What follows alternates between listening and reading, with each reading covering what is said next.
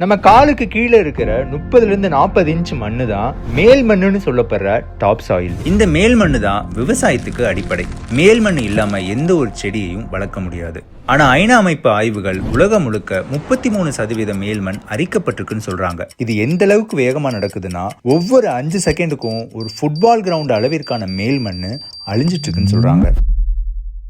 2050 வாக்குல 90% மேல்மண் காணாமல் போகும், உணவு உற்பத்தியில பெரும் பின்னடைவு ஏற்படும்னு எச்சரிச்சிருக்காங்க. இதனால கடந்த 60 வருடங்களா பழங்கள், காய்கறிகள், தானியங்கள்ல உள்ள மைக்ரோ அண்ட் மேக்ரோ நியூட்ரியன்ஸ் சொல்லப்படுற பேரூட்ட மற்றும் நுண்ணூட்ட சத்துகள் குறிப்பிடத்தக்க அளவு குறைஞ்சிருக்கு. ஒரு 60 வருடத்துக்கு முன்னாடி ஒரு ஆரஞ்சுல கிடைச்ச சத்து இன்னைக்கு 8 ஆரஞ்சு சாப்பிட்டாதான் கிடைக்குது. இந்த சத்து குறைபாடால இப்ப இருக்கிற தலைமுறை மனநலத்துல ஒரு பெரிய பிரச்சனைய சந்திச்சிட்டு இருக்காங்க.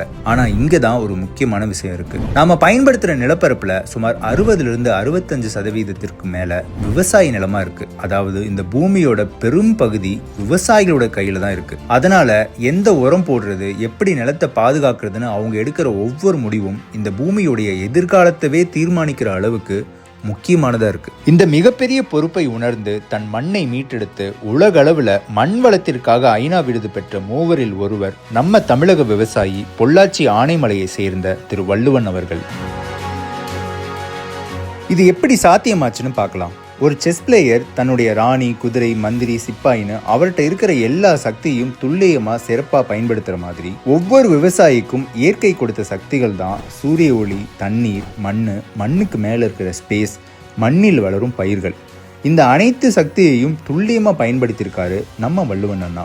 முதல்ல ஸ்பேஸ், பண்ணை வடிவமைப்பு. பொதுவா ஒருத்தவர் தென்னந்தோப்பு வச்சிருக்காருன்னு கேள்விப்பட்டிருப்போம், இன்னொருத்தர் வாழைத்தோப்பு வச்சிருக்காருன்னு கேள்விப்பட்டிருப்போம். ஆனா ஒரே தோப்புல எல்லாத்தையும் வச்சிருக்கிறாரு நம்ம வள்ளுவன் அண்ணா. தென்னை மரம் ஒரு உயரம், டிம்பர் மரங்கள் அதற்கு கீழ். இந்த மரங்களில் மிளகு கொடி, மா, பலா, ஜாதிக்காய் போன்ற மரங்கள் அதற்கு கீழ். வாழை, பப்பாளி, சப்போட்டா போன்ற மரங்கள் அதற்கு கீழ். இது எல்லாத்துக்கும் கீழே மஞ்சள், இஞ்சி, சேனை போன்ற மண்ணுக்கு அடியில் வளரும் கிழங்கு வகைகள். தனது நிலத்தையும் அதற்கு மேல இருக்கிற உயரத்தையும் எள்ளளவு கூட வீணடிக்காம ஒரு அடர்ந்த காட்டை போன்ற சூழலை உருவாக்கி விவசாயம் செய்கிறாரு. இதற்கு பேர் தான் வேளாண் காடுகளில் பல அடுக்கு பல பயிர் சாகுபடி, multi layer multi crop farming through agroforestry. அடுத்தது சூரிய ஒளி. சிறந்த விவசாய முறைனா சூரிய ஒளி மண்ணில் அதிகமாக விழாம முடிஞ்ச அளவு செடிகளே அதை அறுவடை செஞ்சிடணும்.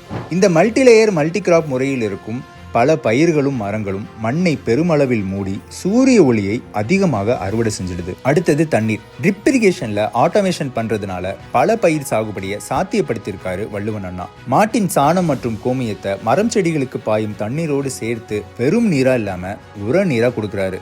மரத்தின் இலைத்தலை கழிவுகளை பொதுவா தீ வச்சு எரிச்சிடுவாங்க. ஆனா மல்ச்சிங்னு சொல்லப்படுற மூடாக்கு முறையில அதையே மண்ணுக்கே திருப்பி உரமா கொடுக்கிறாரு. வள்ளுவன் அண்ணா கடந்த 16 வருடங்களாக பின்பற்றும் அக்ரோ ஃபாரஸ்ட்ரி முறை, நீர் மேலாண்மை, மூடாக்கு முறை, இது எல்லாம் சேர்ந்து மண்ணின் போராசிட்டியை அதிகமாக்கி மண்ணு இறுக்கமா இல்லாம ஐநா அமைப்பு அறிவுறுத்துற மாதிரி வள்ளுவன் அண்ணா தோட்டத்தின் மண்ணு ஒரு ஸ்பாஞ்சு மாதிரி, ஒரு பஞ்சு மாதிரி மாறி இருக்கு. இதனால மண்ணுக்கு தண்ணீரை அதிகமாக பிடிச்சு வைக்கும் திறன், வாட்டர் ஹோல்டிங் கெப்பாசிட்டி அதிகமாக இருக்கு.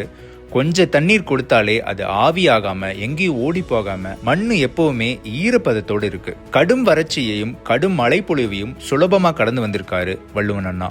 பொதுவா விவசாயிகளுக்கு கிடைக்கும் வருமானத்துல 15-30% உர செலவுக்கும் களை மேலாண்மைக்கும் போயிடும். ஆனா மாட்டு சாணம், கோமியம், மரத்தின் இலைதலைகளை மண்ணுக்கு தொடர்ந்து கொடுக்கறதால மண்ணுக்கு கரிமச்சத்து கிடைக்குது. நுண்ணுயிர்களின் பெருக்கமும் அதிகமாகிறதுனால வெளியிலிருந்து ₹1 கூட உரம் வாங்குறது இல்ல.